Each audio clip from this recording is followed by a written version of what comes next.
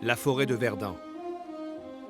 À première vue, difficile d'imaginer que l'une des batailles les plus meurtrières de la Première Guerre mondiale a eu lieu à cet endroit.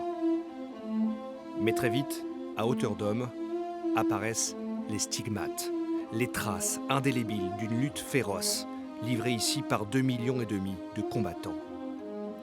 Les soldats de Verdun n'ont pas connu cette forêt. Leur champ de bataille, c'était ce paysage lunaire, labouré par les bombardements. Plus d'arbres, plus de végétation, plus de repères. Aujourd'hui, les cicatrices sont toujours là. Jusqu'à 6 obus sont tombés par mètre carré. Pour masquer ces plaies béantes, au fil du temps, une immense forêt a poussé. Nous l'avons sillonnée avec Nicolas Zubac, un spécialiste de la bataille de Verdun. Cette forêt, d'où vient-elle ?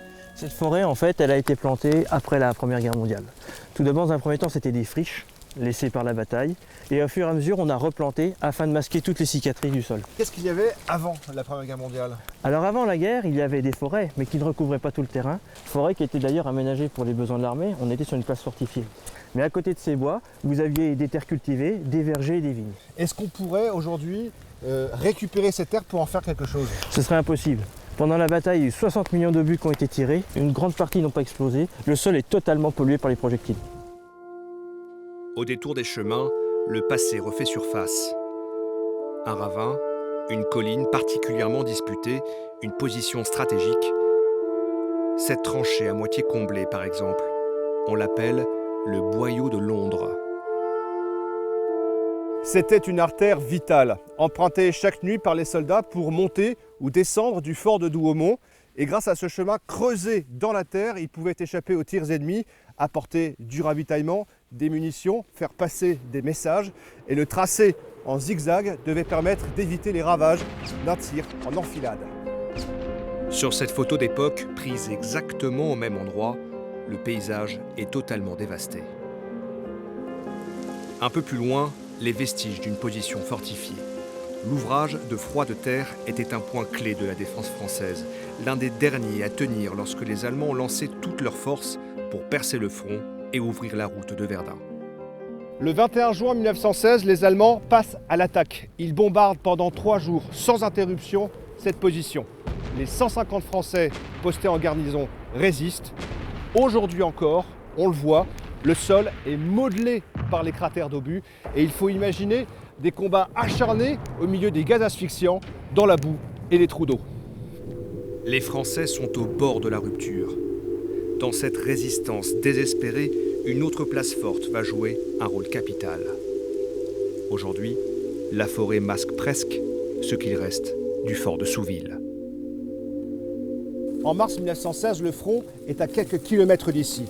Mais les combats se rapprochent petit à petit et les bombardements sont quotidiens. En 2 mois seulement, les Allemands vont envoyer sur cette position près de 38 000 obus. Il faut imaginer dans l'embrasure de cette porte qui mène à un abri souterrain l'inquiétude des hommes de la garnison qui attendent le choc à venir, un choc qui sera d'une violence inouïe. Même s'ils avaient passé les premiers mois de la bataille à renforcer leur défense, rien ne préparait ces soldats à un tel déluge de feu. En juillet 1916, les rescapés du pilonnage doivent repousser les assauts des Allemands qui ont recours au gaz, aux lance-flammes. Les combats se font au corps à corps à la baïonnette, mais le fort ne tombe pas. Sur cette photo prise quelques jours après l'assaut, le sol est monté de plusieurs mètres, bouchant presque une des entrées. Les soldats doivent se faufiler entre les montagnes de gravats. Autour de Verdun, il y avait aussi plusieurs villages. Des 9 qui jalonnaient la zone de combat, aucun n'a échappé à la destruction. Orne est l'un de ces villages martyrs déclarés morts pour la France. Qui se souvient de ces 700 habitants, de ces enfants qui vivaient là et qui ont dû tout quitter ? Parmi les villages disparus, Orne était le plus peuplé. Le long de la rue principale, la grande église Saint-Michel faisait la fierté des habitants du village. Aujourd'hui, il n'en reste plus que quelques piliers, quelques pans de murs. Dans les tout premiers jours de la bataille, l'église tient encore debout, comme le montre cette photo. Mais quand les Allemands prennent le village, ce sont les canons français qui se déchaînent. Orne est anéanti. Ici, il reste des ruines, une trace. Parfois, il ne reste rien. Pourtant, tout autour de Verdun, chaque champ, chaque route porte un morceau de mémoire invisible. Qui pourrait aujourd'hui soupçonner que c'est ici, précisément il y a 100 ans, que d'immenses colonnes de camions ont déchargé, le long de la fameuse voie sacrée, des centaines de milliers d'hommes qui devaient dans la foulée monter au front. Dans ce champ, sous le bruit lointain de la canonnade, ceux qui allaient à la mort croisaient ceux qui en revenaient.